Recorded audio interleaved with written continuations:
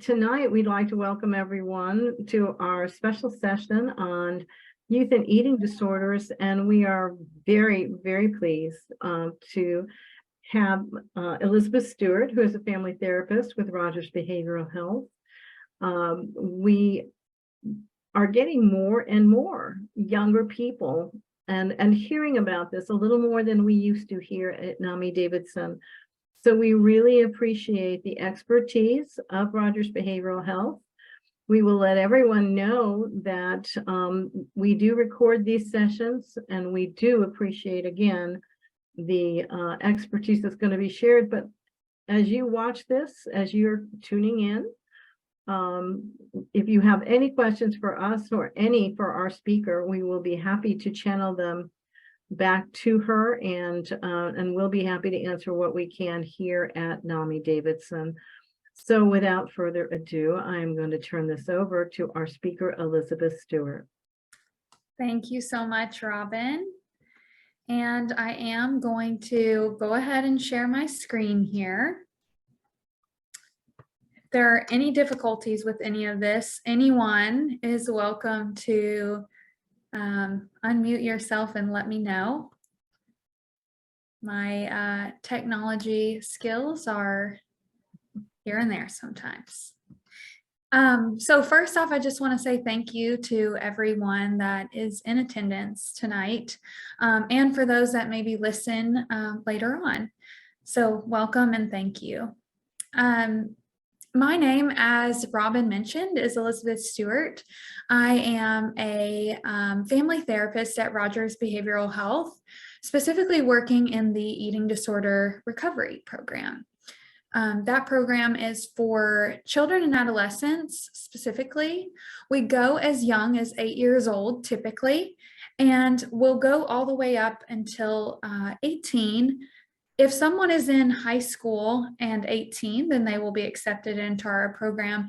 If they've already graduated from high school and they're 18, we classify those as adults, and they would not meet criteria for our child adolescent program.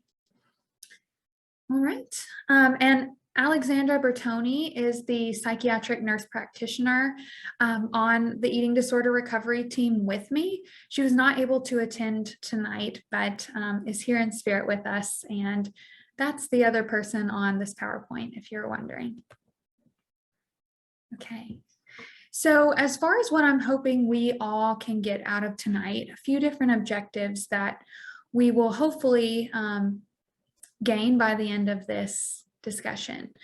So recognize the basic signs, symptoms, and medical complications of eating disorders. Learn the effective treatment modalities used for eating disorders. Understand the levels of care offered to those struggling with an eating disorder, specifically at Rogers Behavioral Health. But that can kind of be typical levels of care at other eating disorder facilities that might be all across the state and country. So we'll learn a little bit more about those. Hopefully we can identify ways to support those with an eating disorder and individuals impacted by weight stigma or diet culture. We live in a culture that is very centered around diet and appearance. And so any ways that we can try to challenge that diet culture, or letting people know that appearance and weight, there are a lot of other things about a person that make them unique, loved, and supported. So that's a really big one that I hope we can get some information out of tonight. And then lastly, determine how to help someone take the first steps to receiving eating disorder care at Rogers. And we'll go through how to contact our clinic if you know someone that might be struggling and you'd like to make a referral. Okay, great. So these are the common eating disorders that you may or may not have heard of.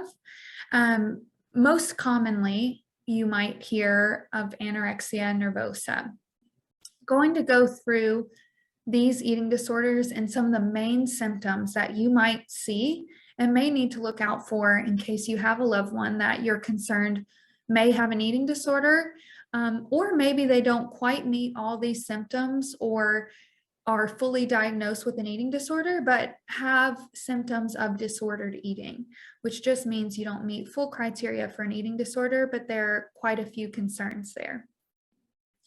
So some main things to look out for with anorexia nervosa: restricted eating patterns, so not eating proper nutrition, having a very significant fear of gaining weight, and having a pretty distorted idea of their body, distorted body image. For anorexia nervosa, you must also be considered at a low body weight that is not appropriate for your current age or weight. So you have to keep those two things in mind when you're thinking about someone's weight and whether it's considered low or not. To some extent, self-esteem is usually associated with their appearance or their weight or their shape. So you may hear some things about that that could be concerning. You know, they feel good about themselves if they look a particular way, and they don't feel good about themselves if they don't look that way. And anorexia nervosa may or may not include compensatory behaviors. If you've never heard that term, what compensatory behaviors are, they are behaviors that one will engage in order to control their weight. So excessive exercising, or maybe self-induced vomiting, or use of laxatives, those are all examples of compensatory behaviors. And someone that is abusing those may have an eating disorder. So something to look out for. Bulimia nervosa. Any questions about anorexia before I move on? I do have one question, Elizabeth. Yes. And what I'm wondering is, with all of these or some of these, I believe they're now listed in the DSM-5. Is that all of them or just certain ones? So these are certain ones. There are a few eating disorders in the DSM under the eating and feeding section that are not listed here. For example, things like pica, or and pica is one in which someone might eat things that are not food. So just objects. So that's for one, for example, that is in this category of the DSM, but not listed on here. Great question. And also, I'm glad that you brought that up, Robin. There was recently a change that came out in the new DSM-5 TR edition. So just an update of the DSM that came out that said that now with RFID, which is this third diagnoses that I have listed here that I'll go over, one does not have to be considered low weight to be diagnosed with this disorder. That used to be a component, and now you can be at a normal and healthy weight and still be given a diagnosis of RFID. So thanks for bringing that up. Well, and I bring it up because in the past, people couldn't use insurance, and therefore were not, treatment was very prohibitive for a lot of people. So we know that this has made a difference in those that are seeking help. Absolutely. Absolutely. Yes, there is a lot of information. I mean, insurance and mental health is still something that is quite a barrier for many people. And with eating disorders specifically, you need to be able to know what your insurance covers, what it doesn't. And I have a really good resource that I'll mention if we have time at the end, just about that might answer some questions about insurance specific to eating disorders through NIDA. So I'll get to that in a little bit. Great question. So with bulimia nervosa, our second common eating disorder here, this is someone that would engage in recurrent binge eating episodes. A binge is just classified as eating a significant amount of food in one setting that would be more than a typical meal and may go past the point of being even hungry and still engaging in an excessive amount of eating.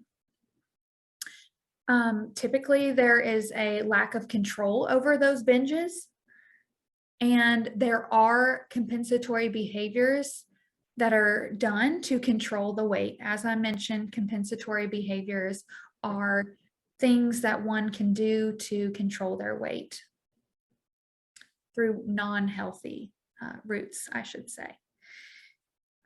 Self-esteem is also associated with weight or shape with a bulimia nervosa diagnosis typically. And for this diagnosis, to meet criteria for it, you must engage in a binge at least once per week for 3 months. Now, I already mentioned ARFID, which is a newer eating disorder that some people may not be familiar with. So I will speak a little bit about this. We are seeing it more and more in my clinic. Individuals that have a difficult time meeting nutritional needs due to a variety of reasons. A lack of interest in food. Maybe they just don't get the kind of satisfaction or have any interest in eating. They may have an aversion to certain sensory components of food, so smells or textures or certain looks of food that get in the way of them being able to meet their nutritional needs, or some sort of negative consequence around eating. So the fear of choking or vomiting are common reasons that someone may start to avoid food due to that pretty pervasive fear, and that leads to a lack of nutritional need. It usually means that they have a pretty limited food variety. Some people call ARFID folks excessive picky eaters, so only having a few foods that they might feel are safe to them for a variety of reasons that we mentioned. It may include weight loss. It doesn't have to be a part of the disorder, which we talked about. Or maybe it's just a failure to continue to gain due to that limited food variety. They may require nutritional supplements, things that give them adequate nutrition because of their inability to get it through foods. And it can interfere with psychosocial functioning. So if you think about someone that might have a fear of eating particular foods, you can imagine that going over to a friend's house and them not having those particular safe foods could create a lot of difficulties and may lead to avoidance of not wanting to see friends and isolating, things like that. We see this in really young individuals as well, especially if there is maybe an experience that happened where a choking incident or a vomiting incident happened that starts to lead to this really pervasive fear. Any questions about ARFID? Like I mentioned, this is a new one. I was just going to ask if it's at all related to other psychiatric disorders, or if it, you know, if when those I know that people we have people quite often who are paranoid or worried about that their food has been poisoned, and I realize this isn't that. Mm-hmm. But do you find that this is a co-occurring with other common disorders? Great question, Robin. And I would say, although I don't know the research behind it, so I can only speak to my experience in working with children and adolescents with ARFID, I do see quite a significant overlap with OCD, anxiety, and I think that goes for all of these eating disorders that I have listed here. And then specifically for ARFID, I see a commonality between ARFID and the autism spectrum disorder. Okay. So if you think about that sensory component and how those two can kind of overlap one another. So we do get quite a bit of folks with comorbid OCD, anxiety, or autism. Okay, that's good to know. Thank you. Of course. Next is binge eating disorder, which is similar to bulimia nervosa, but I'll explain the differences between the two. So there are those binge eating episodes that must occur at least once per week for 3 months to be given the official diagnosis. There is typically distress around those binges, feeling maybe remorse or guilt for them. The difference, though, is that there are no compensatory behaviors that are being used to control weight. And like I mentioned, there is usually a sense of guilt for engaging in those binge episodes. And then lastly, this eating disorder is a eating disorder that we would give if someone doesn't quite meet criteria for another eating disorder, but certainly has enough information there that we would need to diagnose them with it. So for example, let's say that someone came to us that had restricted eating patterns, a very distorted body image, but their weight is considered not low for their age and development. That would give us a good reason to diagnose them with other specified feeding or eating disorder, or what we refer to as OSFED for short. Or it may be someone that meets most criteria for bulimia or binge eating disorder, but haven't done it for that 3-month mark, for example. OSFED may be given to someone that has what we call orthorexia. So this is not an eating disorder, orthorexia, but it is a term that we use in the eating disorder world to describe people that have an extreme preoccupation with nutritional values of food and have a very limited variety in food. So you could almost even see this as being mixed up with OCD, someone that has significant fears around eating foods that aren't clean or green or organic, clean eating, but to a point that it is getting in the way of their variety and their ability to function in day-to-day life and creating a lot of hurdles with their life. So again, not its own eating disorder diagnosis, but orthorexia is a term that we use. And it could be someone that purges without binging. So someone that engages in self-inducing vomiting, but they don't binge along with that. Okay. Now, this is a lot of technical words and information on one slide, but I wanted to just give a good few minutes to spend on this one because these are things that people need to look out for with their children, with loved ones, because some of these things in society may seem like a good thing, and we need to know when something that might be seen in the real world as fine reaches a point where it might not be fine, especially for a child that should be growing and developing, likely continuing to gain weight throughout their life. And if we start to see weight or a big issue with their self-esteem and their appearance, then that might be a reason to have some concern. So I wanted to go over that. I'm so glad you brought up the orthorexia. I'd never heard the term before, but I can definitely say that we've had families that have brought this to our attention over the years. Yes. And just didn't know there was, a name for it, but it definitely describes what we've heard. Yes, great. I'm glad to hear that. Okay, well, let's move on.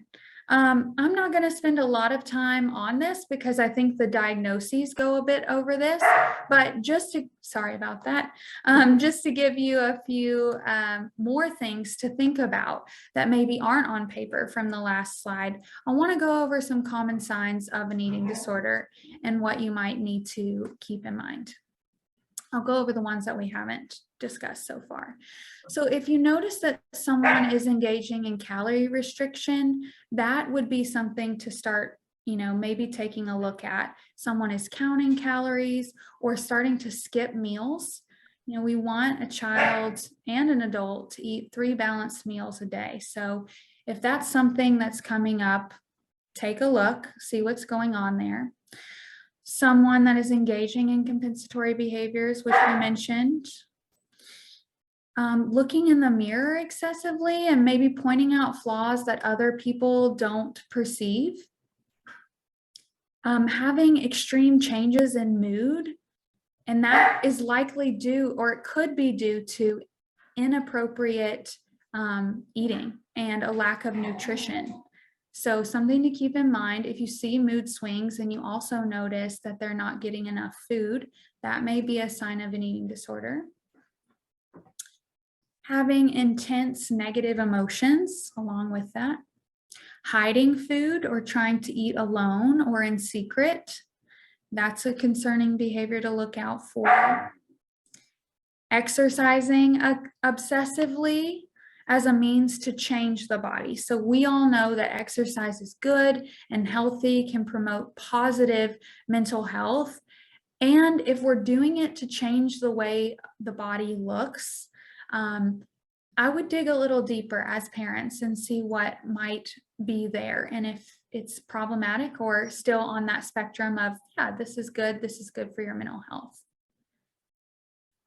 Limited food variety, which we talked about, due to maybe some underlying fear, or picky eating that limits their ability to have proper nutrition.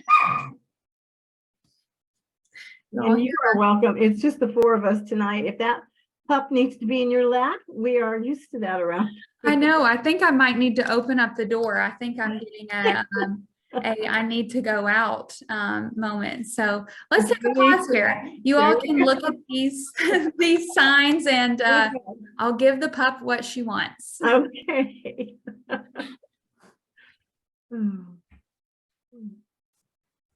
I had not heard of that orthorexia before, but we have definitely heard families describe that. Yeah, I've heard the description, but I did not know it had a name. Yeah. Well, I'm glad we've got that.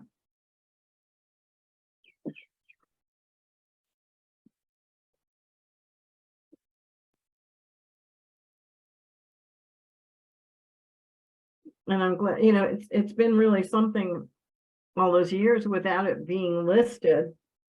And this is, I know, being recorded, but I think for our families who've had troubles in the past with someone they're concerned about with an eating disorder, it's knowing that they can possibly now get this covered by insurance and have some help with that is so very important. So we want people, that have had that in the past and it's blocked them, to now take a second look at that, because it may very well allow them to look at that, whereas before it wasn't, when it was in the DSM-5.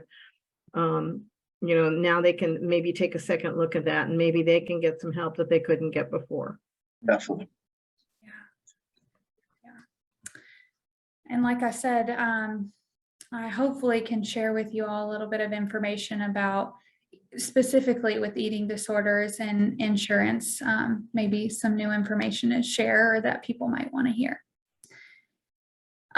So I have a pretty interesting statistic. So eating disorders are the most lethal of all mental illness.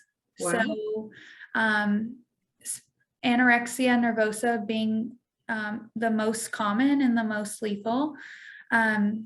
So of course, coming along with that means that there are a lot of medical complications that can be associated with an eating disorder. Some of these can happen very quickly with an eating disorder, especially if it is quite severe. Others, may not show up or take time. And early intervention is extremely important. So I hope that by having this talk tonight, that parents who have any concern, even a slight concern, will really take this seriously, because there is a lot that can happen under the surface and in the body. So some of those main ones that we see with eating disorders are cardiac issues, so heart damage or heart failure, kidney failure or kidney damage, abnormal heart rate. Typically, we see it slowed, but other people, it just depends on the person. Some people's heart rate is elevated. We can see significantly lowered blood pressure.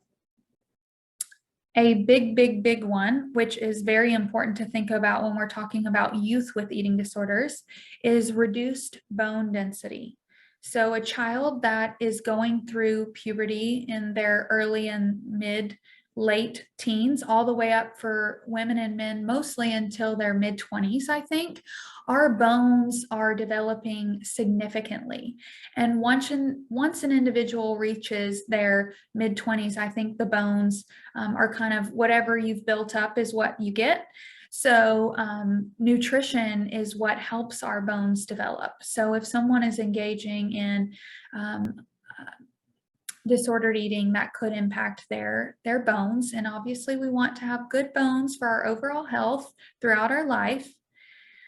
It can cause muscles to weaken or even have muscle atrophy. There can be a lot of issues with gastrointestinal functioning. And there can even be severe tooth decay. That's mostly for individuals that engage in purging or vomiting, but still, nonetheless, if your bones are weak, that might cause tooth issues as well. So a lot of things to keep in mind, right? Mm-hmm. All right. So next, this was one of our objectives that we talked about. What are good treatment options for an individual that has an eating disorder? So first off, we typically see that someone needs to have a psychiatric assessment completed so that they can be given a diagnosis to then hopefully receive insurance or receive funding from their insurance to get treatment.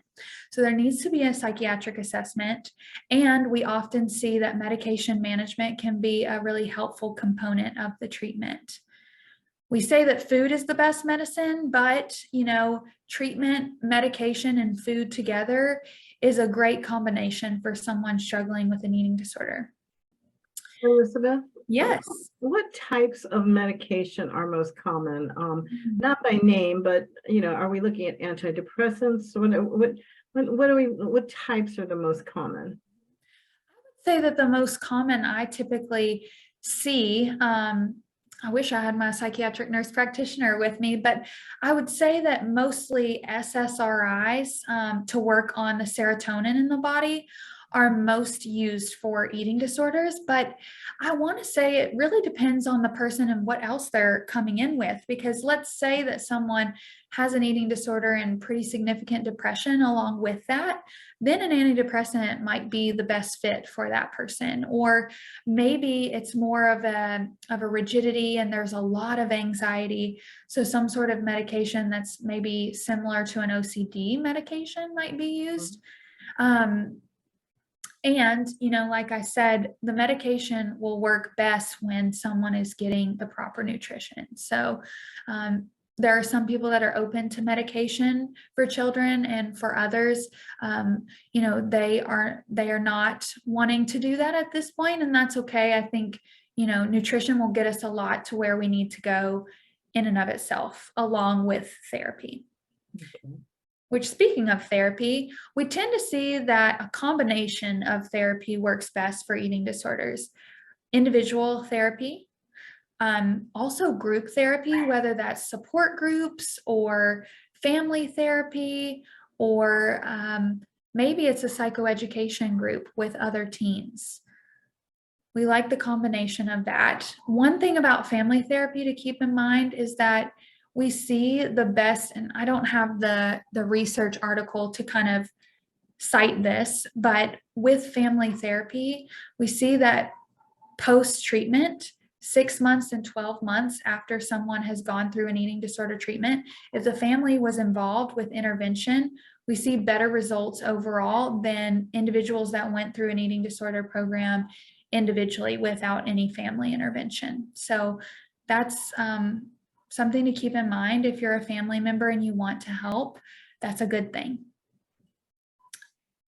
Family education and support sessions are also great resources. So maybe family therapy is not an affordable option to you at the moment. Even just receiving education, attending things like this and learning on your own can be a really, really great avenue, because I know,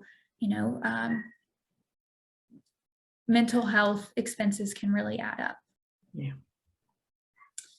Effective treatment modalities that we know are successful for eating disorders are CBT, which you all have probably heard of, and DBT. So CBT stands for cognitive behavioral therapy. DBT stands for dialectical behavioral therapy. And then FBT, which is a family-based treatment. This is where we can get families involved and help with the treatment in that way.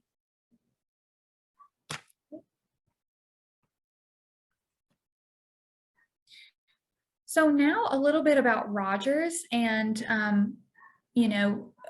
what levels of care we offer. But like I said, these levels of care are usually in any, no matter what state or area you are in, there should be local levels of care that I'm about to mention, hopefully close to you. So the highest level of care that someone can receive with the most amount of support is inpatient hospitalization. This is someone that needs 24/7 support, and they are in a medically unstable state. The next lower level of care is residential treatment. This still is 24/7 support, but is not as much of a stabilization place, more about someone gaining tools, being able to interact with peers, and receiving a lot of treatment, but in a way I would call it more like a camp than a hospital, okay? Usually it's composed of individual treatment, group treatment, family treatment, all of that all in one. Then the next two levels of care are considered outpatient levels of care. There's partial hospitalization care and intensive outpatient care. Our Rogers program is the PHP, which stands for Partial Hospitalization Program, PHP for short, is 6 hours a day. And our intensive outpatient program, or IOP, is 3 hours a day. So these are individuals that maybe don't need to leave the home environment. They're stable enough to where they can still stay at home, but they still do need quite a bit of support, more than just, your typical therapy, which might be 1 hour a week.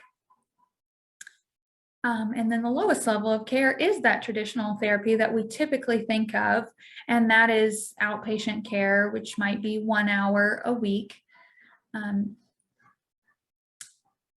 And then Rogers specifically obviously does eating disorders, as we've been talking about tonight. That's a little bit about what I do at Rogers, but we also specialize in OCD and anxiety, depression, addiction, trauma, and the comorbidity of autism spectrum disorders with anxiety and depression. Elizabeth, there isn't a true inpatient hospitalization for Rogers here in Nashville, correct? That's correct. So we have in the Nashville location just our partial hospitalization and our intensive outpatient program.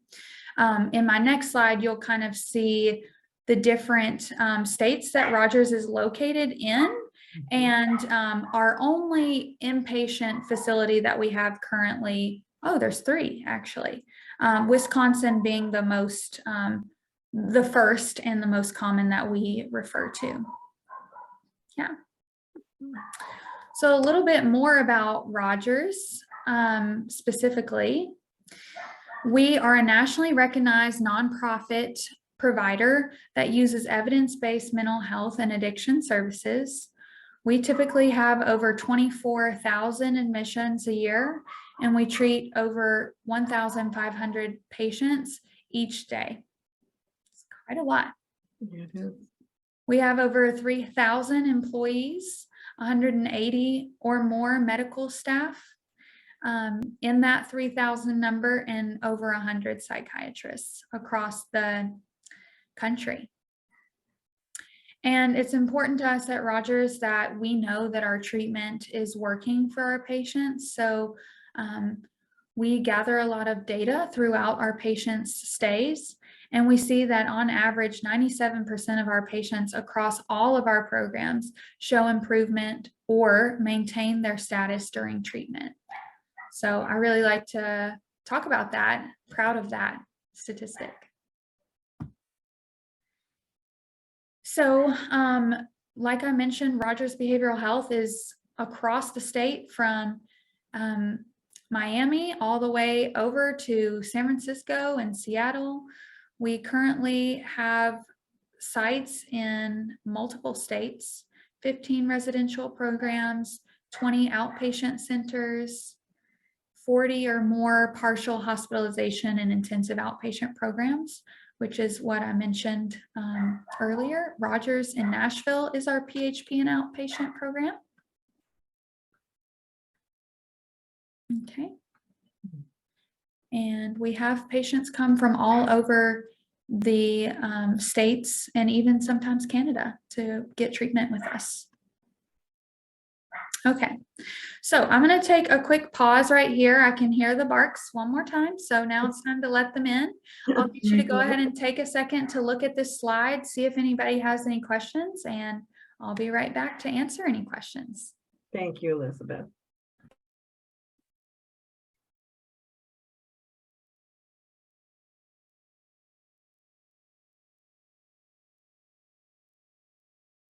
I'm definitely picking up some new information. I hope you are too. I think anyone else that listens to this will also do this. It's nice to get a focus just on this topic.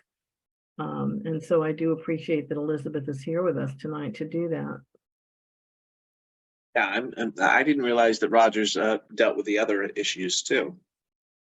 I know them more traditionally for OCD. They're one of the absolute best providers of OCD in the country, and I'm familiar with them in Wisconsin because Economowalk is just down the road from where my family lives. So, but that is a very. I was just praising your Economowalk Center because it is very well thought of, highly thought of. Oh, well, thank you. Yes, OCD is our bread and butter, as we say. And speaking of bread and butter, I think that this slide is really the bread and butter of what I hope people can get out of tonight. So ways that you can support. I'm going to go through these. I know that people won't have access to the video. So I'm going to read these, or yeah, just the audio. So I'm going to read these verbatim. And if there's any questions, just stop me in the middle because there's a lot to go over here. So first off, we want families to encourage wholesome nutrition, discourage the use of diet products. For children especially, we want to show them that we can have a variety of foods and all foods are good foods. We want to highlight and normalize that there are bodies of all different shapes and sizes. The media may not represent those bodies very well. So doing your job to showcase all the variety of body sizes, skin colors is a great example to set for all people. Make family meals a priority. This is a big one. I know life is busy. Things are hard to sometimes sit down and have a meal, but it gives a chance for conversation and for you to model that eating is important and that you're seeing that your child is getting the nutrition that they need. It's a good time to connect too. So try to make those a priority if possible, especially if you think that someone might be struggling with an eating disorder. Have conversations about social media. This is a big one. Impact how it can affect someone's thoughts, behaviors, emotions. I know people sometimes think that social media is a really, bad thing, and there are a lot of risks with social media. However, we can use it in a really positive way too. And I think that for parents, rather than just cutting off social media completely, have conversations and figure out how your adolescent can use social media in a productive way, in a healthy way.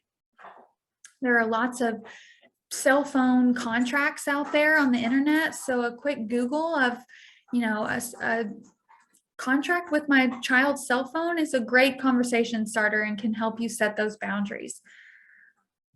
Encourage enjoyable movement, not exercise for punishment or to change one's body's appearance. We want our children that we serve with eating disorders to engage in exercise or movement that is age appropriate. So it wouldn't be age appropriate for a 9-year-old to run 6 miles, right? And also things that are enjoyable. So it would be enjoyable, maybe for a 17-year-old to go to a yoga class with their friends. For a 6-year-old, maybe riding the bike with the neighborhood kids.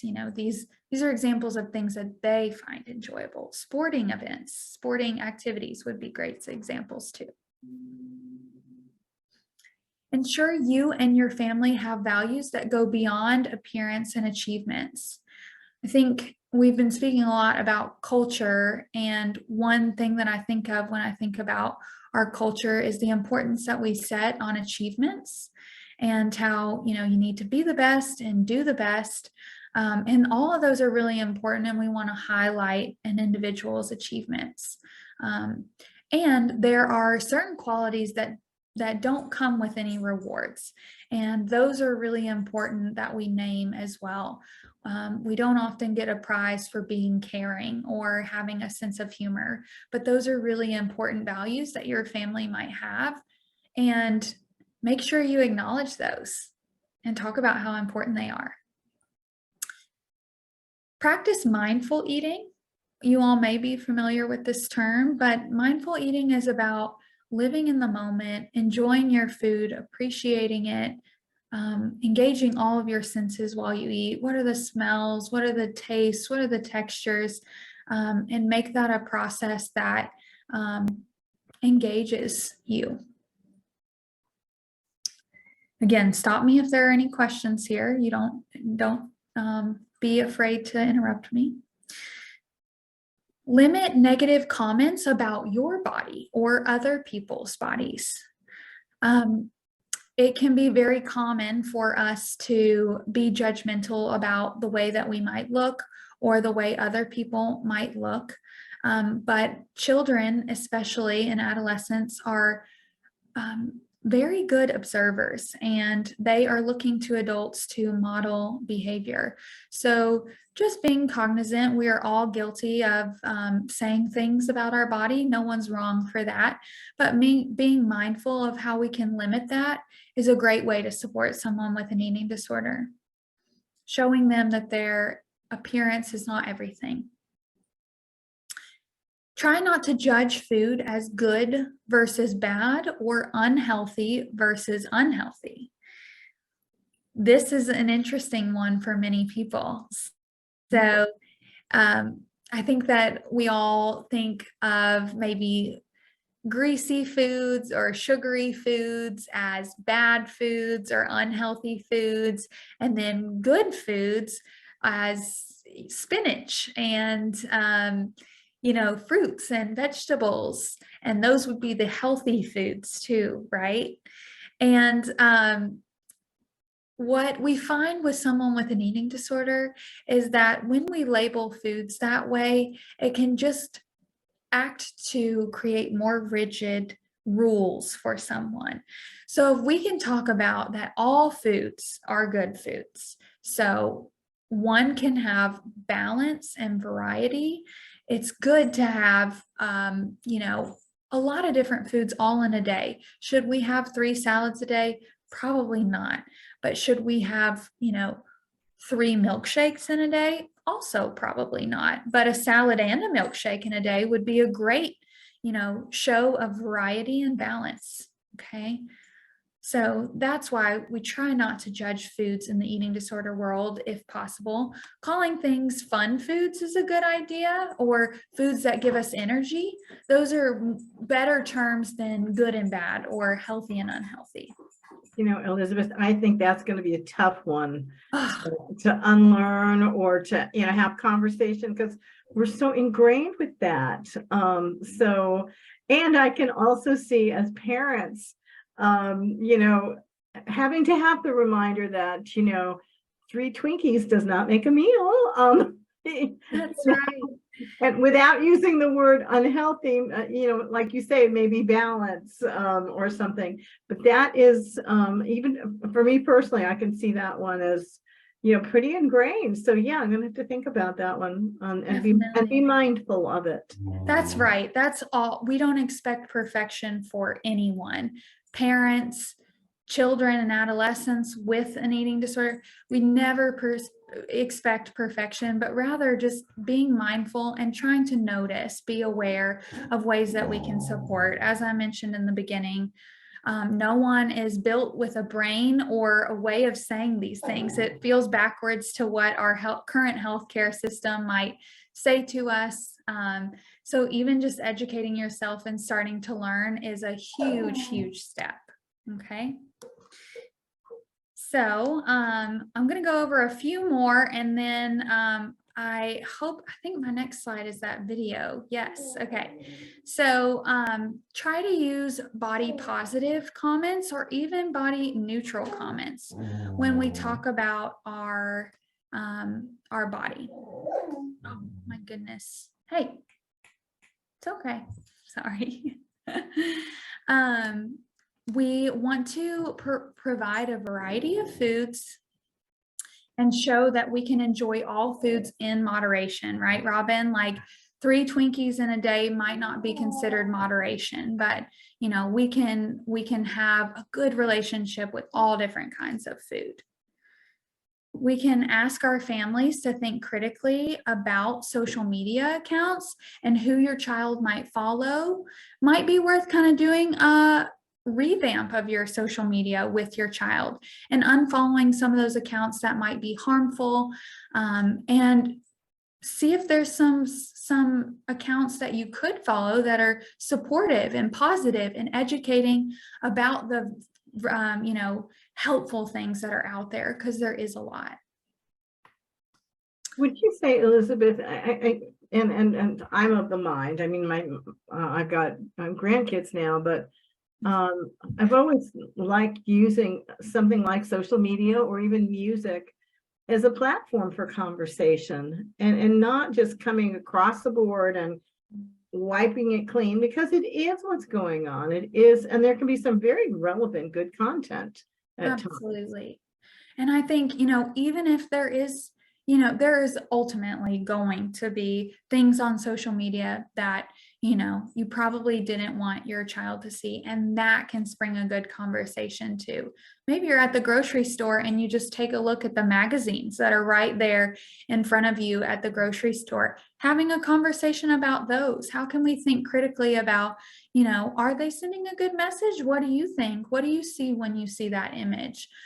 What does it make you think about yourself? All of that, I agree with you, Robin, is great conversation starters. We shouldn't try to shy away from those. Those are great things to talk about with children, grandchildren alike. And then we talked about the importance of having routine meals with your family. That's a big one. And next and lastly, I'll say, make sure that you model taking care of yourself and having a healthy expression of emotions. Eating disorders are very challenging things to support someone with. as parents, it can lead to a whole lot of emotions and feelings, and that is all very, very normal. But the more that you can take care of yourself, the better you can help take care of someone else. So make that time for yourself. It's so important, and it'll make you the best supporter that you possibly can be. Utilize your own mental health support. Yeah. You're preaching to the choir here. That's right. Yeah. Yeah. So important. And it seems so obvious. And I think once we're in a situation, it can feel very difficult, but you're not alone, and there are resources out there. Okay. So now I'm going to try to play this video, and let's see. Can you all hear that? Yes. There's a big problem at the center of our research on weight and health. What's the problem? Well, picture a society made up of dogs. Let's say poodles are the bossiest group. They're the ones you see down at the doggy park barking at all the other dogs about how to live their lives in order to be healthy. But the problem is, poodles think that every other kind of dog is just a really big, a really small, or a really fat poodle, when actually the other dogs aren't even poodles at all.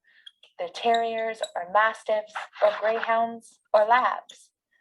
And all of the thousands of different dog breeds have different lifespans and different health risks. Each one has evolved to use food differently for different specialties at surviving. Some for staying warm, some for running fast, and some for being strong. They're meant to be different sizes and weights. So the poodles think the mastiff should lose weight, but a starving mastiff never becomes a poodle. The poodles don't understand that dogs come in many more sizes than they can imagine in their poodle-centric ways. So this becomes a problem when it comes to poodle science. When the poodles did their weight and health research and made their claim that lighter dogs are healthier and live longer, they weren't comparing thinner poodles and fatter poodles. They were comparing poodles and mastiffs. So the recommendation for mastiffs to lose weight is based on the false assumption that if all dogs reach poodle weight, then all dogs will have poodle health. But once again, a starved mastiff just isn't a poodle.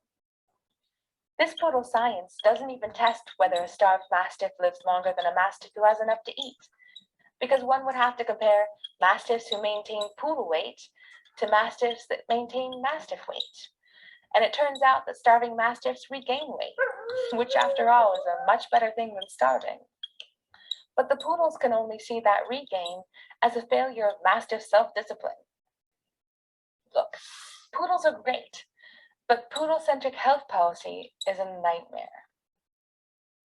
Good science tells us that it's better to recognize and respect the ways we're different, because how we're treated, having good friends, having access to decent food, a place to play, restful sleep, and medical care make a huge difference in our health and longevity for all of us, whatever our size. I just love that video. I think it does a great job of just explaining how our current views of weight and the ways that we see health are skewed, and how there's a different way to look at health that acknowledges all sizes and all shapes. This is a video, as you can see, from the Association for Size Diversity and Health, an initiative called Health at Every Size. So if you enjoyed that video, you can learn a lot more from this website here. And just think it's great. Any questions about that? I agree with your comment. I think it's terrific, because a lot of the research that has been done with food and bodies and everything else was done with a very small group, often men, often white men. And, you know, it didn't take into account all the differences and the diversity in all of us, you know, by sex, by ethnicity, by body type. I mean, you know, that I think that really brings it home. I'm very glad to see that. Thank you for sharing that. Yes, I'm so glad.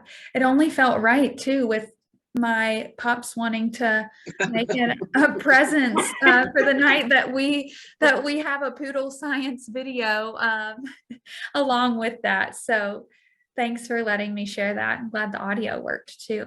Yeah. Again, that's called Poodle Science. You can do a quick search on YouTube for those that are listening to the audio if you'd like to actually watch it yourself. Thank you. Adam, have you ever seen anything like that? This is new to me. Yeah, new to me too. Yeah. Awesome. Well, I'm glad that you all got to see that. Okay, well, I am going to now just give some closing information about how you can refer someone to Rogers Behavioral Health. As I mentioned, we're in a lot of different states and of course here locally in Davidson County. If you want to refer someone to one of our programs, eating disorders or something else, you can reach out to our patient access number at 888-927-2203. Again, that's 888-927-2203, or you can just go to our website, which is Rogers, ROGERS, B as in behavioral, H as in health.org. And we have a lot of cool information on our website. So maybe you don't even have someone that you currently want to refer to, but you just want to know more about Rogers. I encourage you to take a look at our website. We always do a phone screening with individuals to understand their needs and what they might need from us, or if it's somewhere else that we can refer you to. And those screenings are generally anywhere from 30 to 45 minutes, maybe longer. If there's a lot of complexity there, we want to make sure that we know you and figure out how we can help. And we will make a recommendation to a program.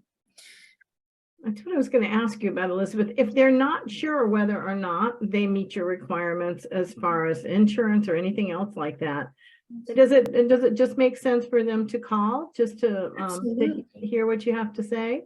Absolutely. I definitely suggest that. And we can help you look at your insurance and figure out whether we accept it, if we can make a case agreement, if we can, figure out some way to get you in the door. So we have people to help you with some of those questions that just feel impossible to answer. It can be difficult to get answers from insurance. So let us help you. If that's your only barrier, please give us a call.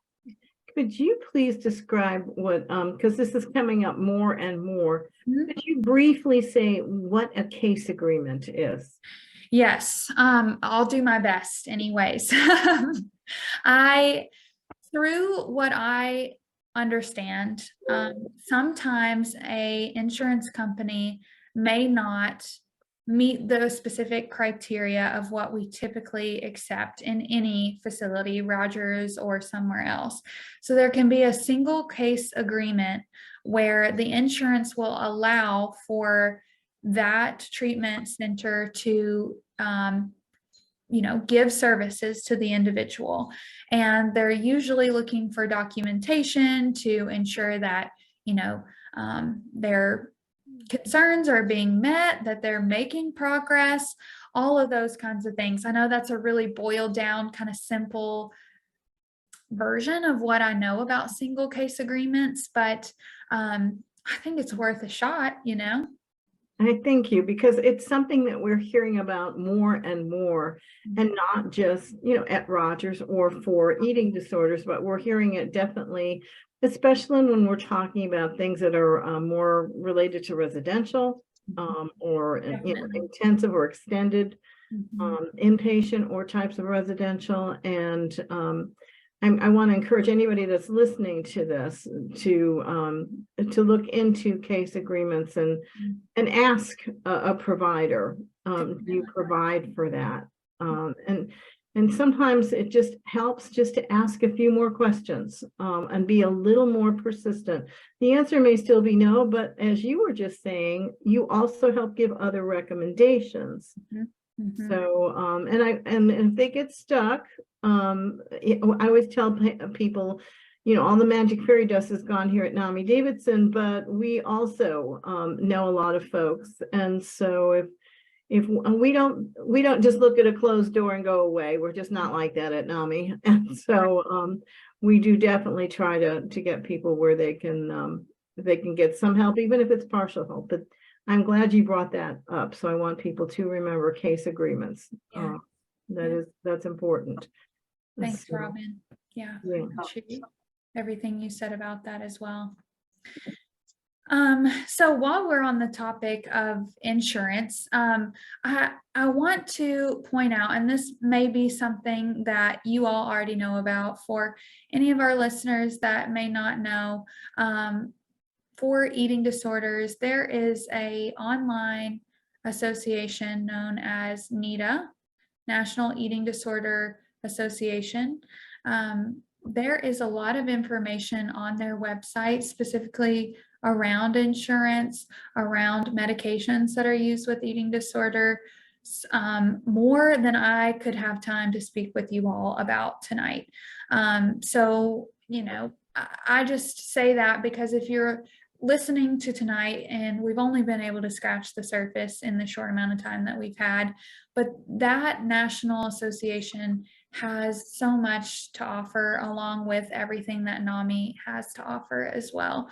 So there's a specific section in there about insurance on their website. So if you want more information, that's just a freebie that I knew about that I wanted to share with everybody. Thank you, Elizabeth. And I want to say to those of you that are listening that suspect, maybe even know that there's something going on, that then maybe you haven't talked to anybody about it yet. Maybe you're just not quite ready to yet. And I'm sure the folks at Rogers wouldn't mind a call. We here at NAMI wouldn't mind a call. Things are confidential. And so the first step is always the hardest one to make. And it's the most important one to make. But if you've gotten up enough courage to think, I'm going to make a phone call, and you haven't done it yet, that's okay. But make yourself an appointment with yourself. That's right. So maybe it's not going to be today, but set a date. Set a date in the near future and put those phone numbers down at that date. And when that time comes, give it a call. And what have you got to lose? And as a friend of mine says, I have a friend, and instead of saying what's the worst that could happen, we always say what's the best that could happen. So yeah, so take a look at that.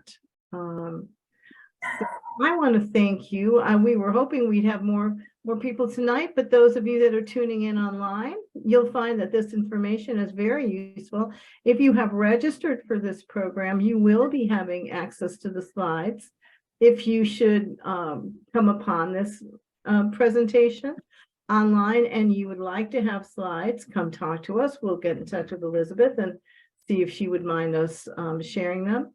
Rogers is a very good resource in this community. I personally know of at least 2 people who have been through your program that have either volunteered with us or have been with us otherwise, and have greatly benefited from what you do.